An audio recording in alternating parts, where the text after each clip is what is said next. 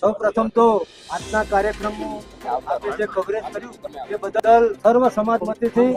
અને ક્ષત્રિય સમાજના કાર્યકર તરીકે આપ સૌનો આભાર વ્યક્ત કરું છું। આપ સૌ જાણો છો એ પ્રમાણે આજનું જે લાગણી પ્રદર્શન, શક્તિ પ્રદર્શન નહીં, લાગણી પ્રદર્શન અનિરુદ્ધસિંહ જાડેજા અને રીંગણા પરિવાર ને એક હૂંફ આપવા માટે, એમને સહયોગ આપવા માટે, એમને સહકાર આપવા માટે આજે સમગ્ર ગુજરાતમાંથી તમામ જ્ઞાતિ સમાજના આગેવાનો, યુવાનો, વડીલો અને બહેનો પણ ઉપસ્થિત છે। મુદ્દો એ છે કે નામદાર સુપ્રીમ કોર્ટ અને નામદાર હાઈકોર્ટે જે ચુકાદો આપ્યો છે, ભારતનું બંધારણ એ સર્વોપરી છે, એ ચુકાદાનું પણ અમે સન્માન કરીએ છીએ। આજનું આ સંમેલન કોઈ સમાજની સામે, કોઈ વ્યક્તિની સામે, સરકાર સામે જરા પણ નહોતું, કારણ કે લોકશાહીમાં બંધારણે જે અધિકારો આપ્યા છે એ મુજબ અમે અમારી વાત કરવા માટે અહીંયા ઉપસ્થિત થયા છીએ સકારાત્મક અભિગમ સાથે કે આમાં સારું શું થઈ શકે। એટલે અગાઉના વક્તાઓએ પણ બધી વાતને મળી લીધી છે। જે ટેકનિકલ પ્રશ્નો છે 2014માં જે એડવાઇઝરી કમિટી મળી, એ પછી 2017માં જે નોટિફિકેશન નામદાર રાજ્યપાલ દ્વારા બહાર પાડવામાં આવ્યું,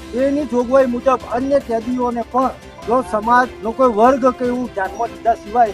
કેદી તરીકે જોગવાઈઓ મુજબ, નિયમ મુજબ, પરિપત્ર મુજબ માફી આપવામાં આવી હોય તો ભાઈ અનિરુદ્ધસિંહ જાડેજાને પણ, કારણ કે એમને પણ સતત 18 વર્ષ સુધી એ જેલવાસ ભોગવેલો છે, એટલે અમે તો લાગણી વ્યક્ત કરવા આવ્યા છીએ સરકારને કે અમારી આ લાગણી છે અને સરકારશ્રી ની ઉપર અમને પૂરો ભરોસો છે કે આ જે લાગણી છે એ લાગણી સરકાર સકારાત્મક રીતે યોગ્ય પ્રત્યુત્તર આપશે। એના માટેનું આ આયોજન હતું।